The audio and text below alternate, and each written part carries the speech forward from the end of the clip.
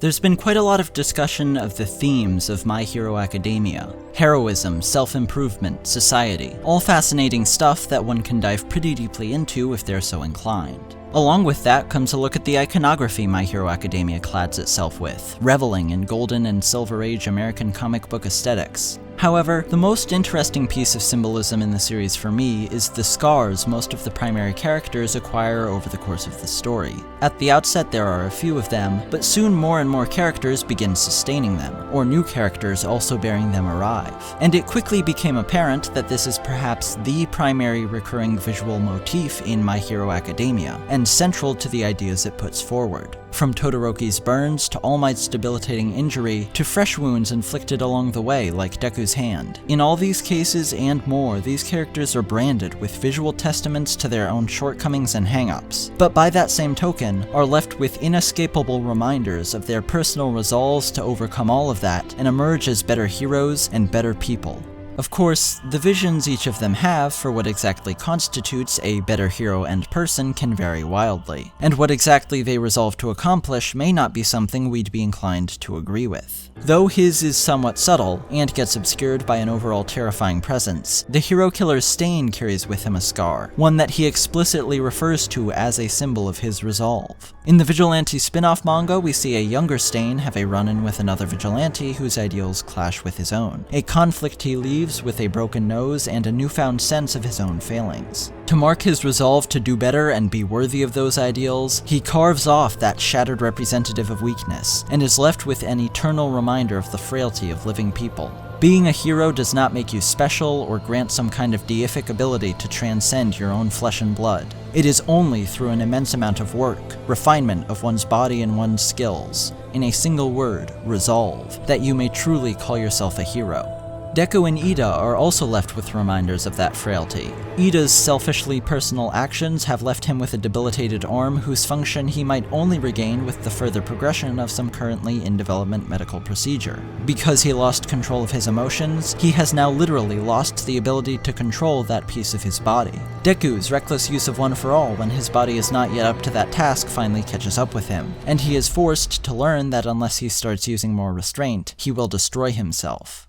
What's so fantastic about this motif is that these scars can be present and each encapsulate one of these interesting and valuable ideas, without requiring Ida to just sit on his hospital bed and state aloud, "I lost control of myself, and so now I've lost control of this arm." The fact that they exist everywhere in this series clues you into the fact that there might just be a reason for that, but you aren't going to be getting beaten over the head with this stuff.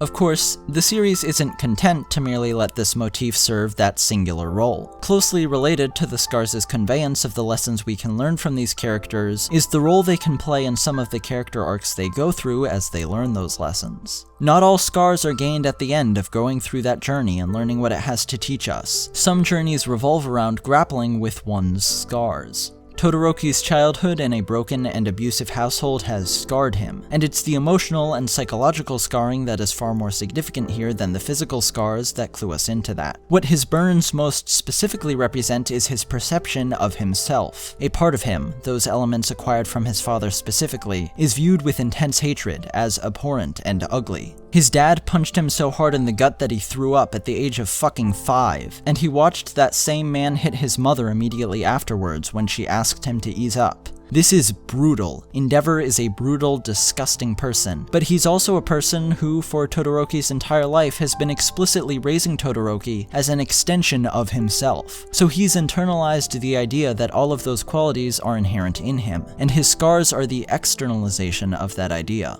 Through the help of people like Deku, he's able to learn that our scars and the people who left them don't need to define us. Instead, we can choose to define ourselves, and in so doing decide what they mean. Todoroki goes from viewing his scars as representative of an inherent evil that exists inside him, an element of himself that he has to suppress, to accepting his mother's words.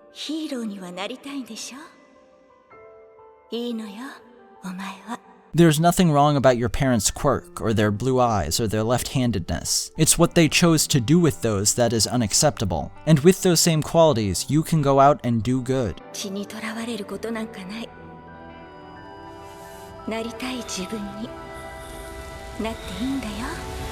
Todoroki is not the only character scarred by a history of abuse, though. The Hero Academy principal, Nezu, has a very prominent scar, and when you look into things, a dark past from which it came. Because that info will come up in the anime in not too long, I won't spoil it here, but he does provide us another perspective on dealing with the repercussions of abuse. And not every scar borne by a UA teacher is something that they start the series with. Even older characters can acquire fresh scars, as Aizawa-sensei demonstrates. When he comes to the defense of his students during the attack on UA, he is left with a scar and along with it lasting damage to his ability to use his quirk, which is an important character moment for him. To his students, and probably to many audience members, he initially comes off as cold, or even sadistic, but just like his ultimately caring, empathetic nature and good intentions that he keeps hidden away beneath a layer of aesthetic bluster, that scar, that proof of his self-sacrificing devotion to the well-being of his students, is obscured by his costume, only visible when he lowers his guard and his persona.